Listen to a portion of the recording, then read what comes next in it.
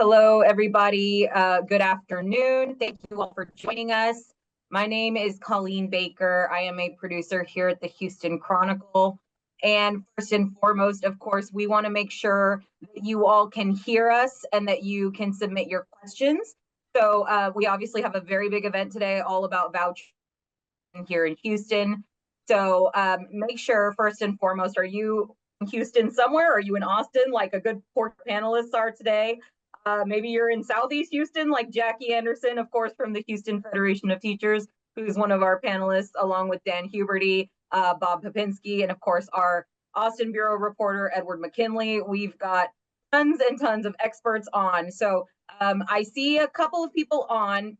Start using the chat feature first to let us know if you're in Montrose, Atascocita, Bel Air, any of the areas in Houston, or if you're in Austin, Buda, Kyle. We're all going all the 30 up and down the 35 corridor here too. So,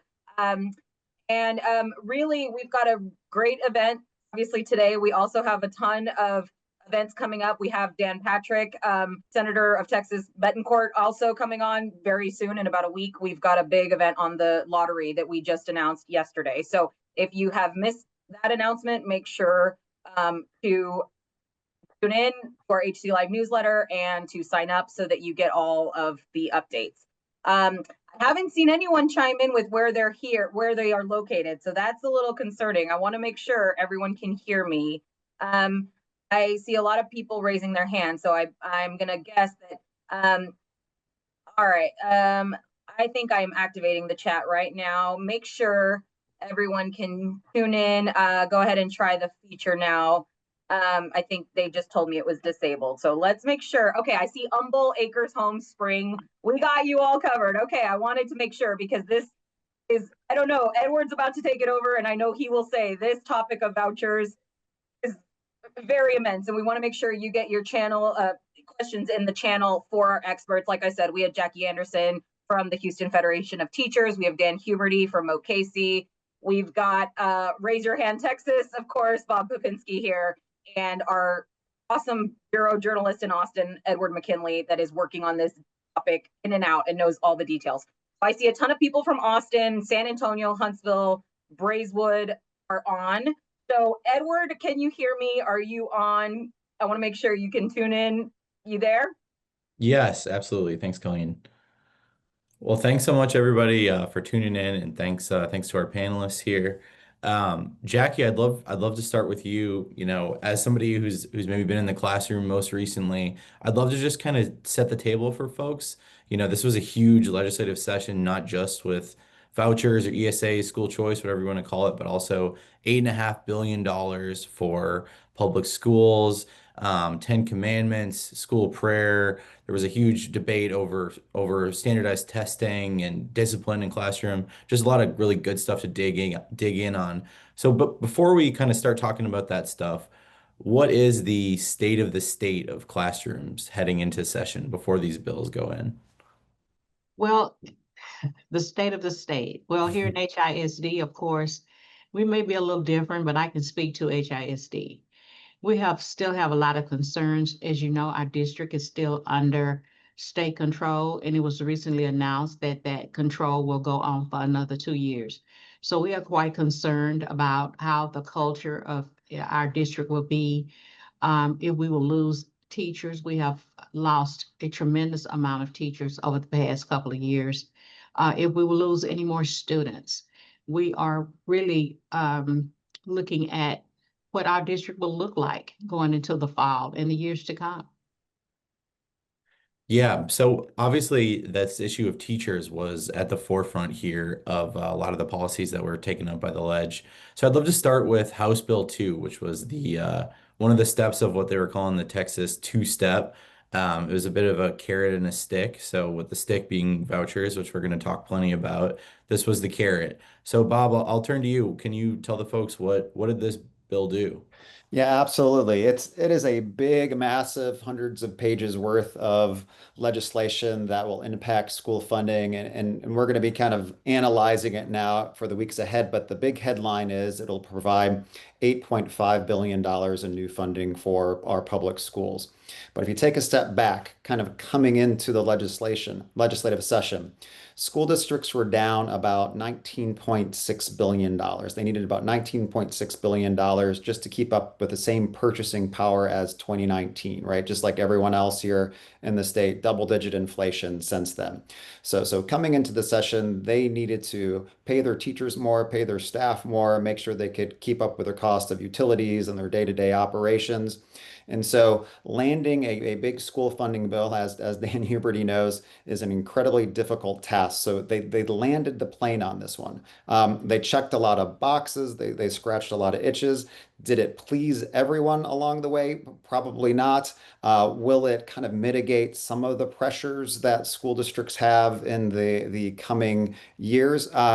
Yes, but you're also going to see headlines as well that say, yes, there's been a teacher pay raise in a pretty substantial increase in school funding, but you're still going to see headlines in the coming years about school closures and teacher and staff cuts because every district, and we have over 1,200 school districts and charters in the state, are different. They have different needs, they have different characteristics. So to put a little kind of meat on the bone of what House Bill 2 actually does, the big piece of it is flowing money, $3.7 billion for teacher pay raises. It's not a uniform amount for teachers. It depends on your district size and your years of experience. So if you're a Houston district, say Houston ISD, your teachers will be getting a raise anywhere between $2,500 and $5,000 because you're more than 5,000 students.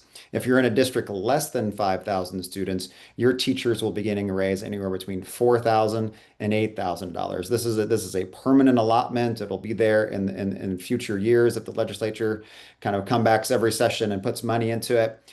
And so that is the biggest chunk. The next biggest chunk of money was for support staff, right? We have 370,000 plus teachers in the state, but we have about the same amount in support staff. So they put $500 million in there for school districts to give pay raises for their support staff. The next biggest piece of funding is $850 million for special education. Remember, we came into this legislative session about $1.7 billion in underfunding our special education system. So they put $850 million in there. They're going to rework some of those funding formulas and flow it to the kids who kind of need it the most. They increased school safety by $430 million. And then they provided roughly $1.3 billion to school districts to cover that increase in inflation. They created a new allotment called the allotment for basics costs, and that can go towards utilities and the amount you have to pay towards teacher retirement system because of the increased pay raises. So all in all, we have a pretty big package. But what I kind of want to point out is that they're pretty prescriptive, right? Coming into the legislative session, you might have heard a lot about the basic allotment, which is $6,160, and it's kind of the building block for our school funding formula. Because of inflation, we needed roughly $1,300 per student added to the basic allotment to meet all of those demands. They decided to go a little bit different approach this time, and we can kind of get into the details of this, that we wanted a teacher pay raise and dedicated funds towards certain projects and programs. And so that was kind of the difference in kind of approach that the Senate and House had. But when it's all said and done, this roughly 230-page bill is going to flow money to school districts. It's going to flow money to all sorts of different programs and projects that are going to take, if not this year to implement, years to implement. And so we've got a lot to dig through in the coming months. Yeah, just to underline point there from Bob, I mean, the lack of flexible funds, I mean, they did set aside 1.3 billion for the fixed costs, but the vast majority of the funds are going toward specific programs. And I think this is important to underline because it really does tie into the conversation about vouchers, where a lot of the discourse at the legislature these last couple of years. There's been a lot of skepticism about how public schools are operated, about how they spend funds, about what they prioritize in their curriculum, about all kinds of things. So it's not surprising that in a legislature where that is a prevailing belief, that there is then also a lot of skepticism about just giving them funds with no strings attached. So for those who don't know, Dan Huberty, a former state lawmaker, chair of the House Public Education Committee, actually was the author of House Bill 3, which was the last time the basic allotment was raised. Dan, I'd love to turn to you, and I'm interested in your thoughts about House Bill 2 and especially comparing it to your experience as the author of House Bill 3 in 2019. Yeah, thank you for allowing me to be here today, first of all. And I want to throw a little context at you. There was 8,898 bills that were filed this last legislative session, both Senate, House, and joint resolutions. I was served my entire 12 years on pub ed, and they always got the most amount of bills. It's always kind of fascinating. It's like everybody, complains about a variety of issues within public education, and they file the most bills to fix it, right? And so there were 693 bills that went through the Public Education Committee on the House side, and only 124 made it out. So a lot of bad ideas died, which is good. Some of the ideas that did get out the door are what we're talking about. And in particular with House Bill 2, I would say that it was a historic amount of money that went in, for sure. $8.5 billion, the most amount of money that's ever gone into a public education system in the country at one particular time. As Bob described it, and I won't get into those details again because he already did a good job covering it, but there are some very prescriptive things were done. The difference I think that we had back then is that we did an overhaul of the formulas and the entirety of the system in 2019, and we took a year to be able to go through and study it. I think that the baseline of where you had this past year, they had a good base that Chairman Buckley had worked upon from Ken King's House Bill 100 and then House Bill 1 during the special sessions, kind of as a starting point.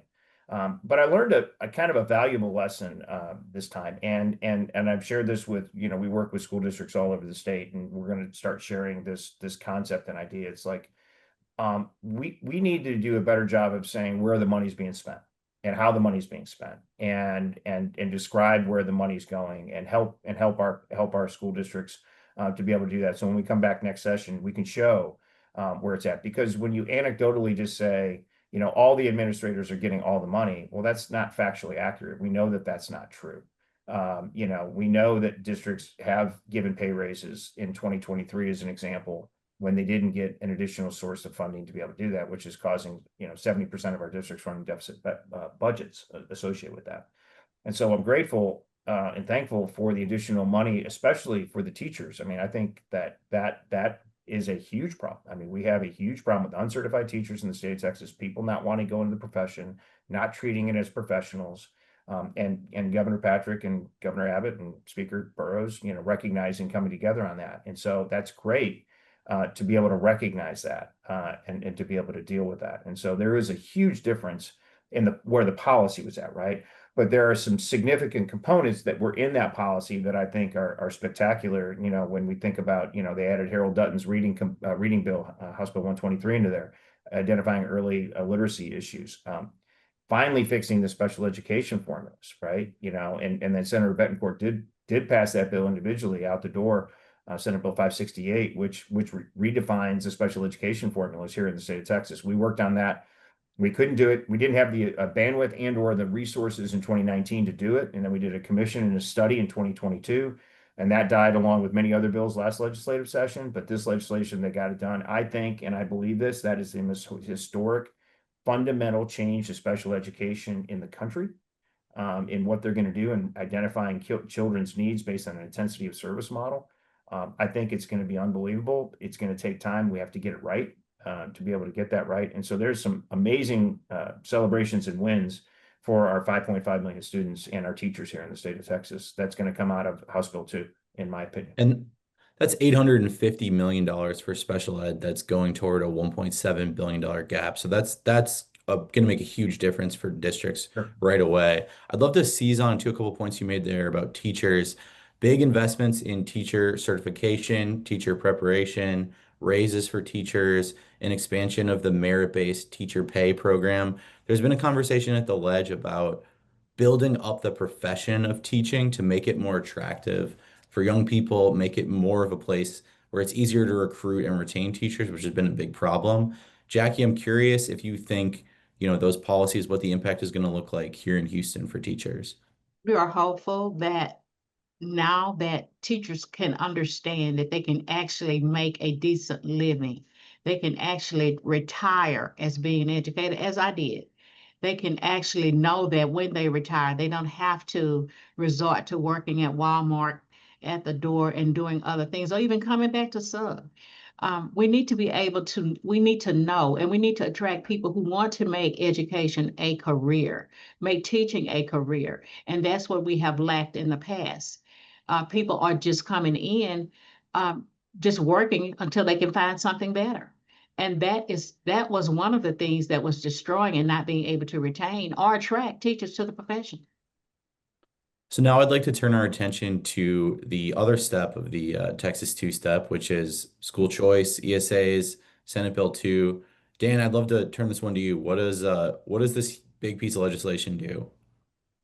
Well, it is the largest universal ESA program in the country that has been passed. There's over 30 plus states right now that have done some form of this type of a program, and my suspicion is more to come as we go through this. It's $1 billion program that was appropriated this past session. It's roughly $10,000 a student.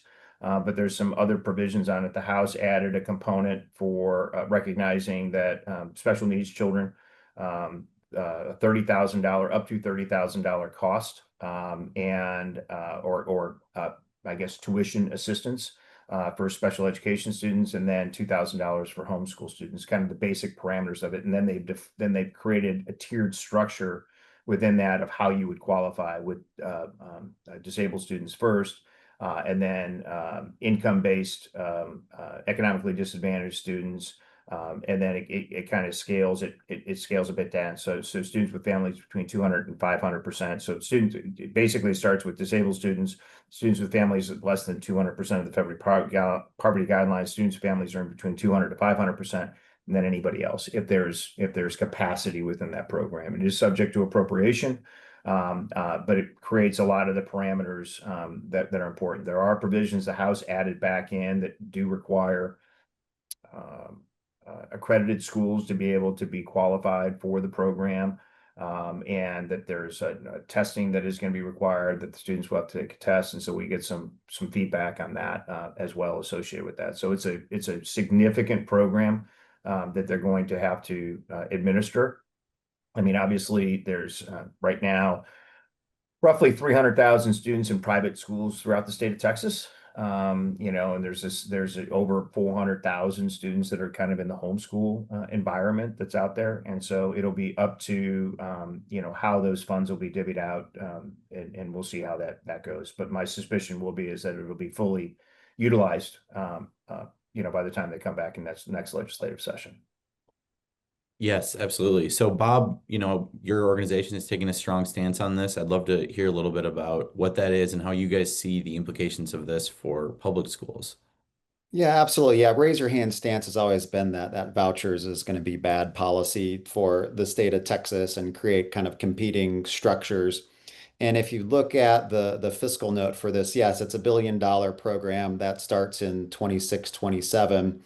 But what is the intent of this program when you look at what's happening in other states, right? When you look at other states, most of the kids that are using an ESA or a voucher already attended private school. 70 to 80% in other states already attended private school. And if you kind of dig into the analysis that the Legislative Budget Board does, that doesn't change too much either, right? They're assuming roughly 25,000 public school students might apply for the voucher this time around, or at least be admitted to a private school using an ESA.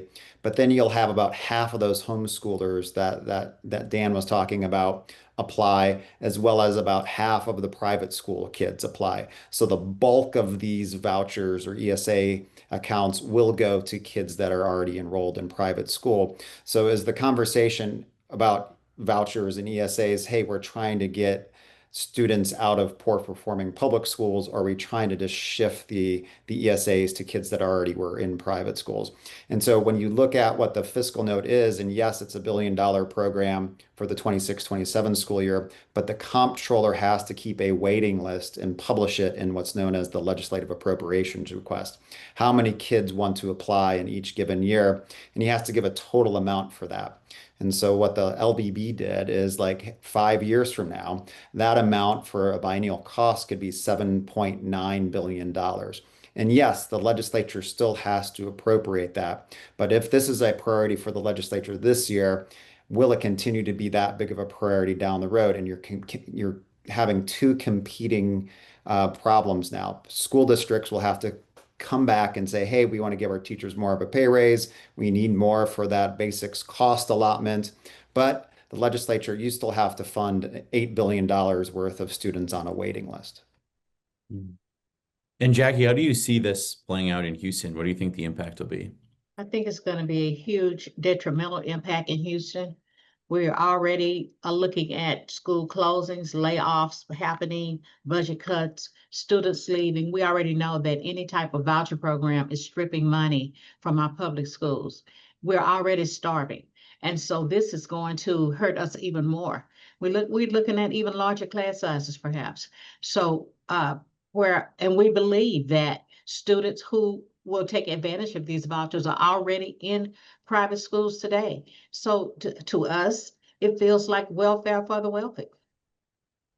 Just to hit a few points about school choice that you usually raised a lot.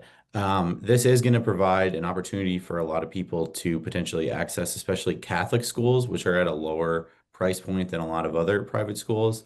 The Archdiocese of, I think it's Houston Galveston, I believe, they closed a few schools. This was something that came up in committee debate. Representative Harold Dutton, a Democrat who has been in opposition to school choice, but he had really pressed them on this idea of, well, could this bill lead to new Catholic schools being opened in the Houston area? And the answer was, we'll see. But in other states, it has definitely spurred growth of private schools. So there could be some more schools available on that. Dan, it looks like you wanted to chime in. Oh no, I think that's right. I was there when that was going through.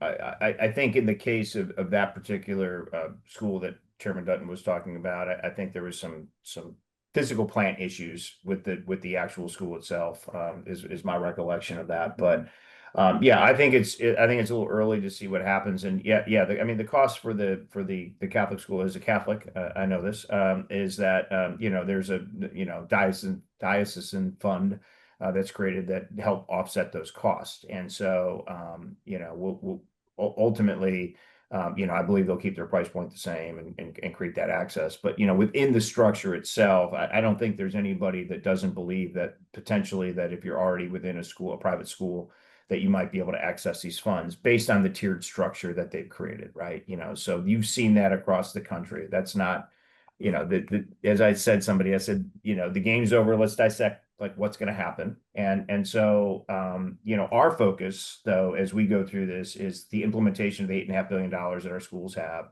and create the best opportunity for those public school children that are going to be in there. And what I'm we're going to spend all summer going around and talking and helping our schools get ready for the next semester. The noise around this has been going on for many, many, many years. And so now that it's kind of done, what we want to do is make sure that our schools can transition into utilizing every available dollar that has been put out by the agency, to be able to make them as competitive and robust as possible. And again, starting with a recognition of the profession of the teacher and getting them paid appropriately, and then focusing candidly, the most important thing in my mind is but making sure the teachers that are in our schools are certified and know how to teach. Because what's happened is that it's been difficult with, we've had COVID and we've lost a lot of great teachers that retired. And so we've had to go to an uncertified situation. So more than 30% of the teachers in the classroom are uncertified right now. And so if we can focus on that over the next year to two, to get them certified, to get them trained, to get them up to speed, get them in the TIA program, and get them paid, I think that the competition alone will be there. And you're seeing superintendents and administrators and the teachers all collaborating through this. And I feel like we're going to be able to do that. And and I see that some of the chats and that people are frustrated with that, and I understand. I mean, I understand. I mean, my advocacy over the years as chairman of public education was to support our public school system, and that's where we're at. But we are going to go forward and make our schools better and continue to work as a team, as collectively. And I encourage everybody that's listening to this to make sure that we are focused on that as we go through this. So it's going to be very important to do that. So anyone feel free to chime in here, but I've always been curious about this. On one hand, you hear folks say, vouchers are bad for our public schools. They're going to lead to less funds. But then sometimes we also talk about how the vast majority of people who are accessing this are already private school students. And obviously, as the more private schools open, more kids might end up leaving public schools. But it feels like those two statements are a little bit at odds with one another, that we're talking about a relatively small group of people that are going to be leaving public schools at least right away to access private schools. So where is the harm coming from to public schools from a school voucher program? And when is that a short-term risk or a long-term risk? Yeah, I guess to put some numbers on that, the analysis shows maybe 25,000 students leaving public school the first year, but that grows to 100,000 students by year five of the program. And so, just as a saying, the money follows the kid, right? And so when a kid does not show up at a public school, that school has $10,500 less to kind of operate, right? That's not just teachers, but it's transportation to and from school and everything that it takes to operate your cost. And just because you might be losing 10 kids in a smaller district, that is $100,000 that district doesn't have to provide all of the other kids in their campus or their school district with a quality education. So that's how the competition begins and kind of the funding drain begins. And when there's a vast majority, and it impacts small districts greater than it would probably impact larger districts. I see we have a question in the chat about what sort of testing is going to be required for students that are receiving an ESA. And the answer is that they have to take what's called a nationally norm referenced test. Bob, would you mind laying out for us? We were talking earlier about norm versus the STAR test, kind of the difference there and the difference between the testing that kids at public schools are doing versus what the kids in the private schools are going to be doing. Yeah, we all know what the STAR test is at this point. This is a criterion reference test. It's pegged 100% to our TEKS, our Texas Essential Skills and Knowledge. What what we do now also in our schools is something called a nationally norm reference test. So think map growth. So most of the kids here across the state, including my own, do a beginning, middle, end of the year test through map growth or Renaissance or another kind of package that puts this together. And you can kind of see how the progress goes throughout the school year to help inform instruction. That's the difference between, and this was brought up in House Bill 4, kind of the reform to the assessment and accountability bill that didn't end up crossing the finish line, is that the House wanted to move towards one of these nationally norm reference tests, the beginning, middle, end of the year test. You peg to how other students are doing, not only in the state, but across the country. And it's not just one test on one day, like the current STAR test. Now, the difference here right now is SB2, the voucher bill, only requires that a student either do the nationally normed test or like map growth or SAT or ACT or the STAR. So most kids are going to select that nationally norm reference test. They were saying for public school students, we didn't like that idea. We still want a criterion reference test that's based on just our TEKS and not comparing it to other students across the country. And so that headbutting kind of occurred at the very end of House Bill 4. And it didn't get passed for public school students, but it's in place for those students using an ESA. So again, this bill that would have gotten rid of the STAR test did not pass. They weren't able to reach agreement on it. Jackie, I'd love to get your perspective. What do teachers think about the STAR test? Is it doing a great job? Well, we'll all start out because too much emphasis has been placed on STAR. As in my entire teaching career, it was STAR, STAR, STAR, STAR, some type of criterion reference test. The problem now is that test is going to determine whether or not you ever get a raise. Because in HISD, there is no more step raise anymore. There is no way of you increasing your pay as the cost of living increases if you don't qualify for the incentive allotment. And so here we are with a test determining your well-being as far as how you get paid. And of course, we don't think that's fair because teachers work hard and they give their all to students every day. And one test will determine what your livelihood will be, the following year. I think the reason this is such a difficult issue for the legislature to address, for everybody to get the same page on, is because it really cuts to the heart of a philosophical view that you have about education and about how to measure the success of public schools, how to hold them accountable for it. Dan, I'm sure this is something you've thought a lot about in all your years in the legislature and your work since. What did you see looking at this issue this year? Well, a couple things. I mean, I've spent, a great deal of time, last 3.5 years, working on my dissertation on this topic on assessment and accountability. And so I've looked all across the country at a variety of different products and tools. What most people don't remember or know, and some do, I mean, the educators do, right? There's a federal requirement, it started with George Bush, back in the early 2000s, and then moved to ESSA in 2015 under the Obama administration. That federally requires, an assessment. It's very prescriptive. If you read the ESSA law, it's very prescriptive of what school districts are to do. Now, they're not prescriptive on, the type of, whether it's norm or criteria, but, we have in statute, the prohibition on, norm reference test time to Common Core, which is typically what a norm reference test is. If you're norming yourself out across the country, comparing ourselves to Oklahoma or Texas or California, we can't do that because we have very specific state aligned TEKs. And so unraveling that or peeling the onion back a little bit, if you look at the assessment process that we've created here in Texas, from the very beginning with tabs 45 years ago to where we are at today, we've continued to, try to streamline the process. Now, I would say in House Bill 4, there were a lot of good things that were in that bill, which hopefully will be a starting point going into next session. But there was some just philosophical disagreements at the end as to what the test should be and how it should be administered. And I would say that if just trying to fix it because we just are unhappy, we just all hate STAR, you don't want to implement something. And this is what I cautioned my friends and colleagues about. I said, remember, we started the new STAR process in 2009. So this is 16 years. So if you're going to put something in place, you're going to have it for a very, very, very long time.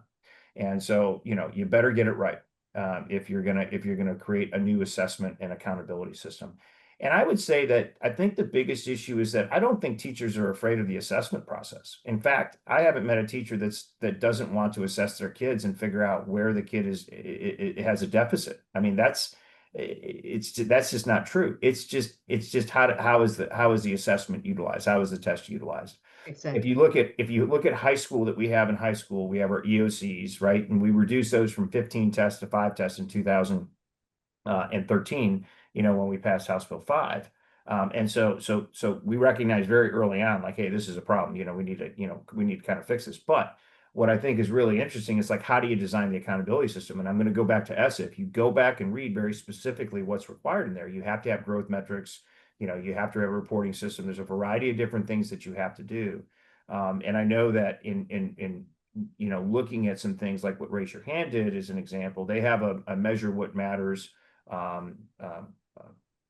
research project that was completed. And Bob, I don't know if you guys updated it this past year, but if you read it, it's really interesting, and it goes through, it's very research-based aligned. A lot of polling data that's in there. It's like, what do people think? But, identifying additional metrics and measures that might be able to use in the 3 through 8 system. I'll give you a couple for examples. If you have an implementation of CTE programs in 7th and 8th grade, what do those look like? We're not looking. You can measure academic standards within the system to determine how a school works, and then what is a school climate. So, I think that the good news is that this is the farthest they've gotten in trying to identify some ways to make the system more compatible to what's happening in the schools right now.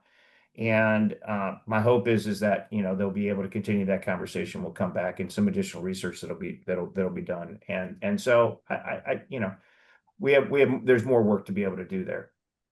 A few points to hit. Oh, Bob, go ahead. Oh, no, yeah, just to underscore that, the elementary, middle school A through F ratings for campuses are 100% solely based on STAR results, right? One test on one day. It's not judging your school on anything else it does, right? Whether you have some deficiencies or you're doing some great things, we just don't know through that A through F rating slapped on the campus based on that test. Yeah, it's very interesting as Dan mentioned. This stems back to a law signed into effect by President Bush at the time, which was itself based off of work that he had done as governor of Texas. So Texas has really been at the forefront of this story about school accountability for decades now. And there probably is some element to this idea of people don't like standardized tests. So whether you call it a STAR test or whatever you want to call it, people are probably not going to like it very much. But it is very interesting that we're having these conversations about accountability. And as we were talking about earlier with the funding, providing the funding in a very prescriptive way and saying we want public schools to operate in this way. We like these strategies. We want it done, in a certain way. But then at the same time, we're establishing this voucher program that starts at $1 billion and could grow up a lot more quickly. And those private schools can kind of do whatever they like. I mean, they have to be accredited, but they don't have to follow school safety requirements.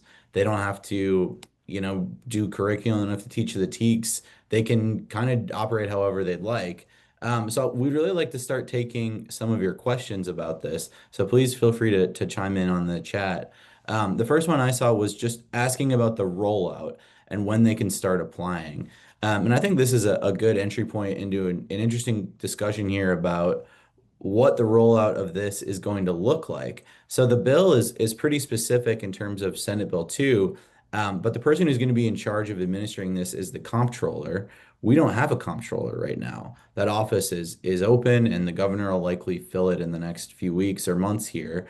But over the next, however many months, what are you guys going to be looking for the intermediate, the little decisions that might not make big headlines that are going to roll this out and the timeline for how the voucher program is going to work? Yeah, there is actually a date in the bill that says they have to have rules compiled by, and that's May 15th of 2026. So they put a little bit of funding in the current year budget here to start ramping up the comptroller staff, right? The comptroller has to not only kind of define the rules, but then they have to start going to selecting all of these organizations, up to 5, that are going to be running the voucher program on a day-to-day basis. So yes, it all comes from the comptroller's office. They're allowed to take up to 3% of the total appropriations to kind of fund their program. Those organizations that are going to help run them, the vendors that are going to help running them, are going to be able to take 5% of the total $1 billion to help run kind of their day-to-day operations. And so when the time comes, this is for the 26-27 school year, they'll probably have the system up and running at least a semester ahead of time for everyone to start applying. Yeah. And I would say that from an allowable expense perspective, what's allowed is tuition fees for private schools, higher education, online education courses, industry-based credentials, textbooks, other instructional materials, fees for classroom services, academic assessments, transportation, tutoring services, educational therapy services, depending on what your IEP may require. Technology, it is limited though to only 10%. And potentially if you qualify for a reduced lunch, breakfast and lunch and things of that nature. So it's kind of all encompassing is what's there. And as Bob mentioned, there'll be companies that do this. it's kind of a new cottage industry, so to speak, that, people are, because these programs are popping up, there's groups that are out there that are, assessing that and what becomes allowable expenses and not allowable expenses. So, and there are, audit requirements and variety of costs as well. And then, from a perspective of funds available to pay for this program, I believe, correct me if I'm wrong, Bob, but I thought it was up to 8% of the funds total for administrative costs. It's and a portion of 3% that- to the comptroller, 5% to the Yeah. education assistance That's right. So organizations. the provider, 5% to So the. that $1 billion shrinks to about $920 million to distribute to kids. That is correct. And there's cascading tiers, right? And Dan mentioned this at the beginning. There's 4 tiers. They fund the special education kids first. So whoever applies, all of the ESA programs goes to that bucket first. If there's any money left over, it goes to those making under 200 or more than 200% of the federal poverty guideline for a Right. family of 4. So to put that in perspective, that's $62,400 for a family of 4. So then they fill that bucket. And then the third bucket, if there's any money left over, goes to families that are between 200% and 500% of the federal poverty guidelines. And so that's anywhere between $62,400 and $156,000 per family.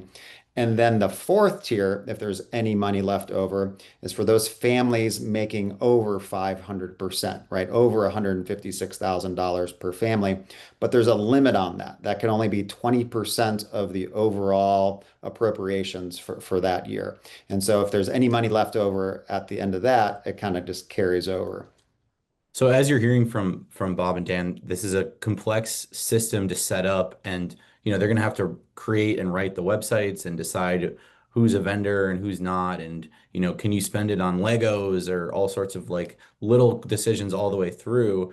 But in the meantime, kids are going to need to start applying to attend these private schools themselves, which is going to be as early as this fall or early the following year. So we might have a situation where there's a bit of a catch-22 and kids are applying to private school without knowing that they're going to be getting the state subsidizing it. And then they'll have to be applying to the voucher program without maybe knowing whether they're going to be attending private school. So there's going to be a lot of things that are going to need to be figured out about that. Yeah, that's fair. So I think we touched on the income qualification, operational funds provided to vendors. Yes, so we've been using the word voucher interchangeably. Technically, a voucher would be providing the funds directly to a parent. The way the program is going to work here in Texas is what's called an education savings account. So that money is going to be put in an account that parents can access, but it won't be on like a debit card. And you can only spend those funds on expenses for approved vendors. So the comptroller's office is going to be running the rules on who's an approved vendor and who's not. But the vendors are then going to be the private schools, the tutoring company. Maybe you need to pay for transportation or buy your uniform, or if you're homeschooled, you're paying for a curriculum. So that'll be the folks that are getting paid from that. Am I missing anything, anybody, or was that a good summary? Yeah, no, I think that, the comptroller is gonna, this is my understanding, again, it's early, but, I've seen in other states is what's happened is they'll create, whoever these providers will be, and they'll create a web portal for them with the comptroller's website that will direct you to, whoever would be selected that you would go through. They would assign that to you, and then you'd have to go through the process of identifying what schools. And now not every school, not every private school is going to take these as well, because there is some things that they would have to do, and so there might be some private schools that just say, no, we're not going to do that. I know that in my conversations with some of the folks over at the Catholic Conference, as an example, they are gearing up and going to be coordinating and working on that. And then, of course, you have the private school association; they're going to be actively involved. So I think from a perspective of like, what do we do? There'll be a lot of FAQs that we'll be putting out for people that are interested in participating in this. And I think you'll see more of that to come over the next 6 months or so, as Bob pointed out. It'll be kind of go through that process. And then, I think that ultimately it's going to be dependent on the school itself of what they decide to do. So just for because I heard this from somebody says, oh, we can go to any school we want. And I'm like, no, there's still enrollment. I mean, the schools have enrollment procedures. The schools can let them in or not let them in. And you may see more competition and, and maybe the kids have to take a test to get in, believe it or not.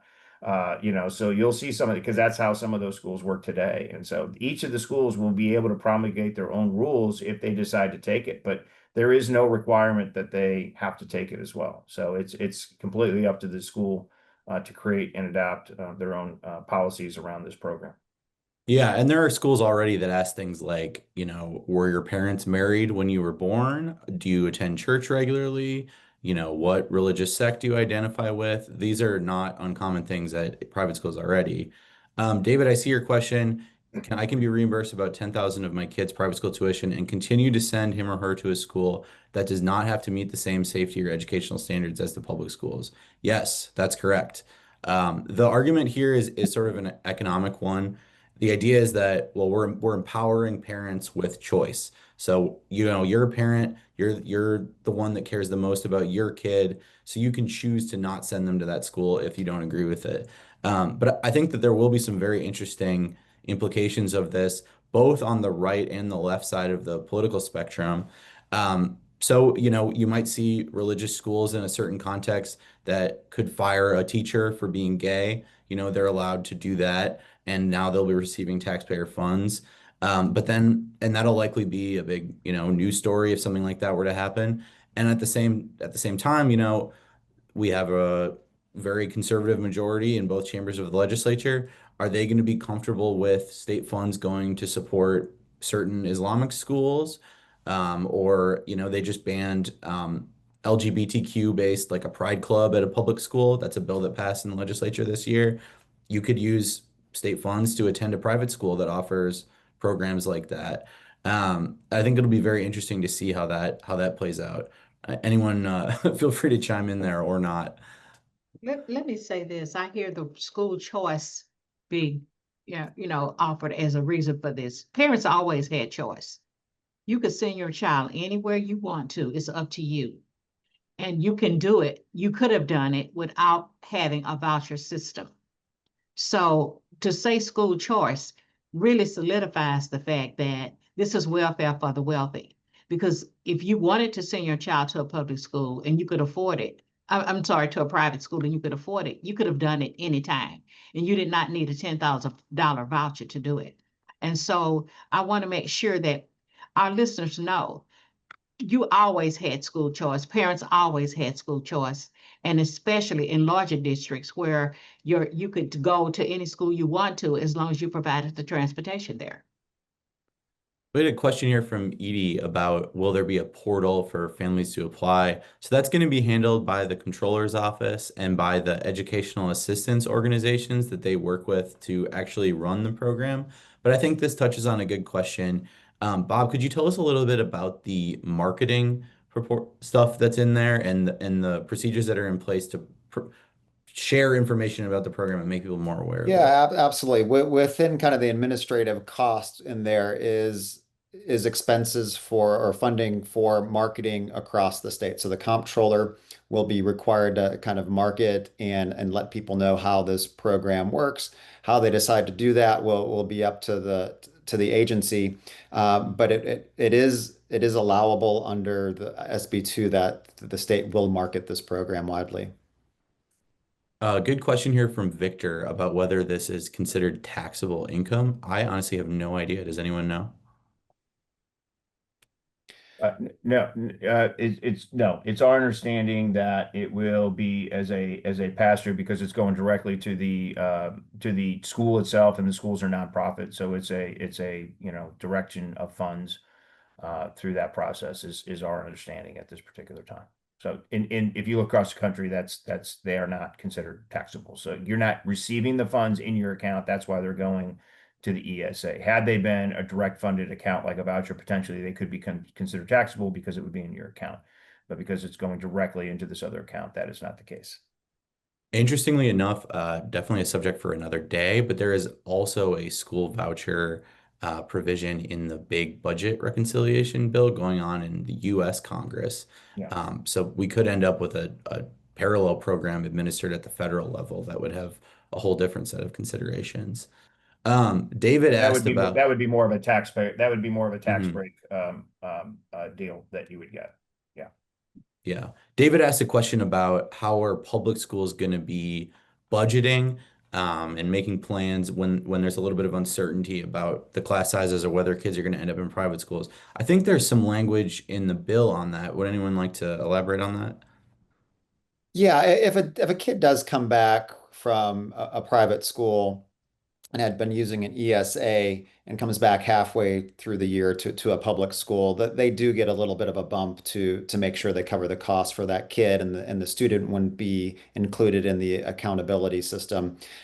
Districts have a really tough time budgeting now, right? And so trying to figure out how many kids are going to use the ESA program in 26, 27, they're just going to have to make a lot of educated guesses that year until they can kind of see some historical trends forming. But they're having a tough time doing that now, with enrollment declines, and a lot of urban districts and a lot of fast growth districts are seeing, enrollment increases. So this is always a problem for school districts, that they try to find a good balance.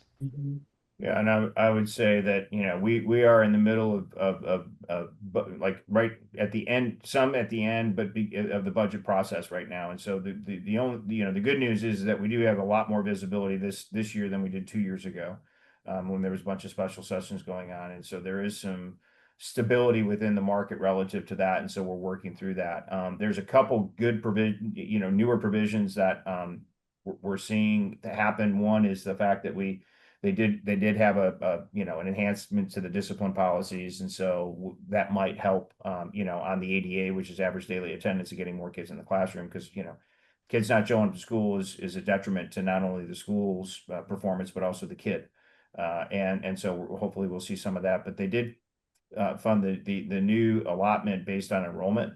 You have safety based on enrollment, special education. So we're moving more in that direction on some of these funding sources, so that creates some more stability versus what the actual attendance is of the children, because that's how the basic allotment is funded here in Texas, is based on average daily attendance, actually weighted average daily attendance. But so there's a variety of different mechanisms that have been created to be able to do that. And so I think at a minimum, we're going to see a better, more transparent and systematic budgetary process for a lot of the schools. I would throw one thing in, because I know this is important. They did pass another homestead exemption that's going to require a constitutional amendment, and that's going to increase the tax break for homeowners through this process, if it does passes, from $100,000 to $140,000. And so districts will have to go back and take a look at that from a budgetary perspective. Theoretically, it's, trading dollars from the state to where it's at, but it's a little bit more complicated than that. And so, there's a lot of groups that are out there walking through how to help school districts budget as we go into this next year. Looks like Mohammed's asking if the voucher can be used in religious affiliated schools. Very short answer, yes, absolutely. In fact, it would be illegal to exclude them based on a Supreme Court precedent. Deborah was asking if the private schools that are receiving taxpayer dollars will have to comply with open meetings or open records requirements that public schools do. Short answer is no, it sounds like. Now, the only kind of requirement is that you be accredited, and then it has to be accredited for 2 consecutive years before you start pulling down an ESA. Colleen, it looks like you had a couple more questions. Yes, we had quite a few people chiming in, and you've done a great job already incorporating a lot of them. So I'll get to the last few ones. Someone was actually bringing up a good point about homeschooling students and if they are considered in the conversation for receiving these funds. Is there something in there that is geared toward them? Yeah, I think Bob mentioned this earlier, but it's worth underlining. $2,000 for homeschoolers. I also was shocked to learn the number of total kids who are homeschooled in the state. I think Dan mentioned 400,000 earlier. I think LBB had put it at 600,000 a different time. So either way, I mean, there are 5.5 million kids in Texas public schools. We're talking about roughly north of 10% of those kids of that in homeschools. So when you think about the number of available spots at private schools versus the number of kids that are just in homeschools already and can apply for these funds and immediately start receiving $2,000, it seems like very logical that there would be a huge amount of demand among those kids for these funds. Yeah, for And sure. someone's actually asking if they know what type of tutoring or intervention companies could be included in the type of assistance programs. Are Yeah. those usually included? No, those will be selected by the schools and or the associations themselves. And so whether it's private school association or the Catholic Conference or, some of those, will make those decisions at like the Catholic Conference might make that decision at a statewide level. But I think a lot of those decisions happen down at the school level. And just depending on where it's at, but like every group that's out there, whether the private associations has their own association and their own groups and it's not going to be structured the same way as like right now, like with TEA, like if you're a educational provider and have a tutoring product that you're going through the current approval and assessment process that exists right now. I would be surprised. I do have heard though is that the OER, which is the open education resources that TEA has developed, will be made accessible. Is made accessible because it's open education resource. You can just go on their website and download the materials. Will be made accessible to these schools as well. Yeah. So those are also known as the Blue Bonnet curriculum for those Correct. who are listening and might want to Google it, or we've done a lot of coverage on this as well.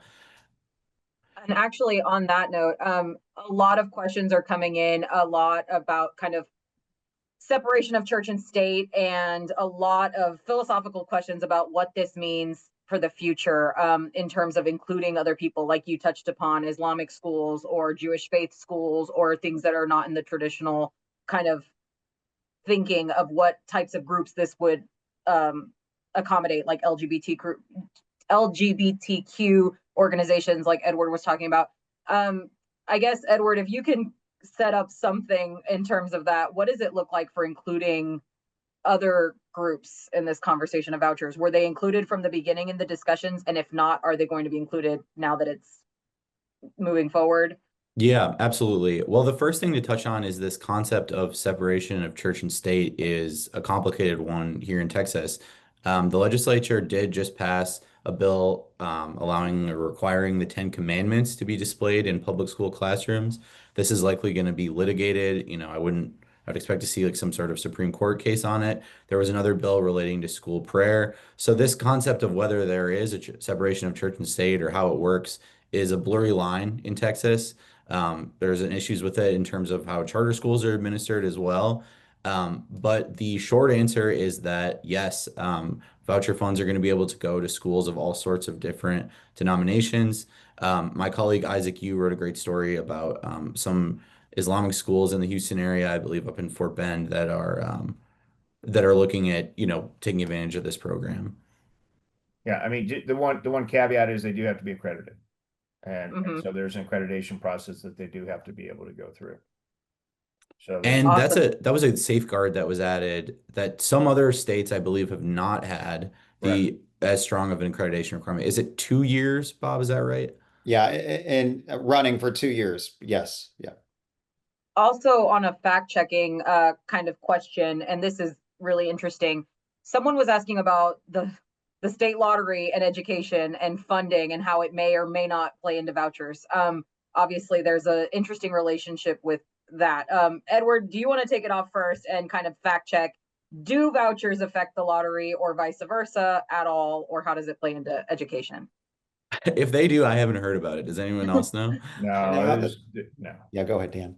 No, there's none. No, there was a push to eliminate the lottery, and that it generates about $4 billion for the biennium, roughly, to fund, and that dedicated towards a dedicated fund towards the to fund public education, or theoretically what we would call the foundation school program. And so when they were talking about getting rid of it, people were like, well, how are we going to come up with the $4 billion to pay for everything? And so they instead smartly went through the process and reassigned the responsibility over to TDLR. And so to kind of get it in shape, there was some real problems over there, and so rightly, Governor Patrick and the legislature said, okay, this needs to get fixed. We need to build trust back again. You can't have people figuring out how to be able to manipulate the system the way that they did to be able to do If that. you want to learn more about that, go check out the reporting from my Austin Bureau colleague, Eric Dexheimer. It's some great writing Did a on good it. job. I see a Absolutely. question here from Sherry on the accreditation again. This is actually, I don't know the answer to, and I'd be curious to hear you guys talk about it. Who are the bodies that are actually doing the accrediting of private schools in Texas? And do we have transparency on what methods they'll be using and will there be a list of these schools and what they did to qualify? Yeah. If you go in and it's through the associate, but if you look at it and you just type in private school accreditation, it'll pop up. I get you the website, and I don't have it off the top of my head. Talks amongst yourselves while I do this. Yeah, Well, there's multiple organizations out there that accredit private schools. Yeah. Well, and to your credit and to perfect segue, this conversation will continue, and not only with our experts, Dan, Bob, and Jackie's work on the front lines of everything going on, but Edward's reporting, of course, is covering it. He also mentioned Eric Dexheimer, who's also in our Austin Bureau, and he will actually be with Yafa Frederick, our investigation editor, will be leading the conversation with Lieutenant Governor Dan Patrick, Texas Senator Betancourt, and all the experts coming on for next week, or about a week from now. But we will make sure to keep this topic of vouchers and all the things and wonderful questions you all were asking at the top of mind while Edward is writing about this daily. So thank you again to the panelists, and for all of you who chimed in with questions. Stay tuned, obviously, for more HC Live events on the lottery. How to buy a house in Houston is coming up. As we go into the summer, there's a lot of extra and exciting events coming up. So thank you again to the panelists. We are so grateful for your time. Thank you to Edward and to all of you. Stay safe. Have a great rest of the day, you all. Bye-bye. Take care. Thanks, everybody. Thank you.